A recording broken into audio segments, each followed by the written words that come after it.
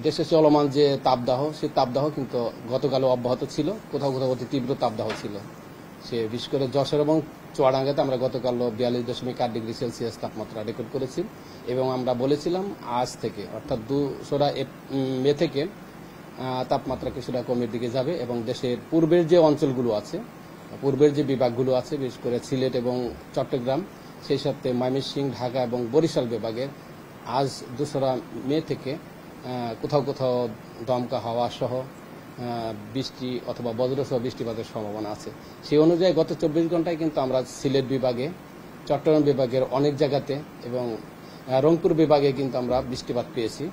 গত 24 ঘন্টায় আমরা যে রেকর্ড করেছি বৃষ্টিপাতের কুতুবদিয়াতে, চট্টগ্রামের কুতুবদিয়াতে 28 মিলিমিটার বৃষ্টিপাত আমরা রেকর্ড করেছি।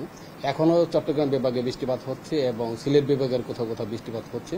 তবে আমরা যে পরবর্তী 24 ঘন্টার জন্য যে পূর্বাভাস করেছি, সেই 24 ঘন্টার পূর্বাভাস অনুযায়ী ঢাকা বিভাগের যে পূর্বাঞ্চলগুলো আছে এবং সেই সাথে বরিশাল বিভাগ এবং ময়মনসিংহ বিভাগ এবং সিলেট এবং চট্টগ্রাম বিভাগে বৃষ্টিপাতের সম্ভাবনা আছে এবং এই বৃষ্টিপাতের সাথে সাথে কিন্তু দমকা হওয়া, ঝড়ো হওয়া এবং কোথাও কোথাও শিলাবৃষ্টি হওয়ারও সম্ভাবনা আছে এবং সেই সাথে কিন্তু তাপমাত্রা কিছুটা কমের দিকে চলে যাবে এবং আমাদের যে সিভিয়ার যে হিটওয়েভ আছে, সেই হিটওয়েভগুলি কিন্তু আমাদের পশ্চিমাঞ্চলে আছে এবং আস্তে আস্তে ওইসব অঞ্চলে বৃষ্টিপাত হতে আরও 2-1 দিন সময় লাগবে, তবে তাপমাত্রা কিছুটা কমের দিকে চলে যাবে।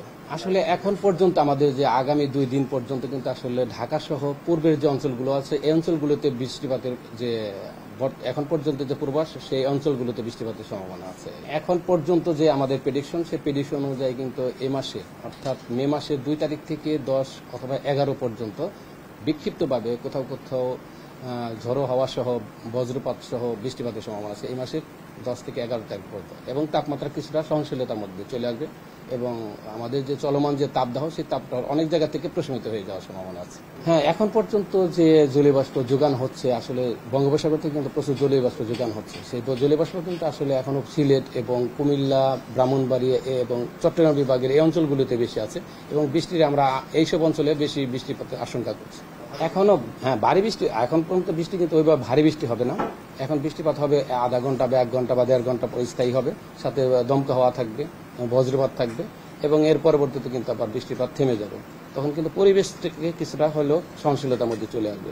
তবে সিলেট অঞ্চল এবং চট্টগ্রাম অঞ্চলে বৃষ্টিপাতের প্রবণতা একটু বেশি থাকবে এবং সেই সাথে খুলনা এবং আমাদের যে পশ্চিমাঞ্চল আছে, খুলনা এবং রাজশাহী বিভাগ এবং রংপুর বিভাগে কিন্তু বৃষ্টিপাত হতে আরও 2-1 দিন সময় লাগবে, তবে তাপমাত্রা কিছুটা কমের দিকে চলে আসবে।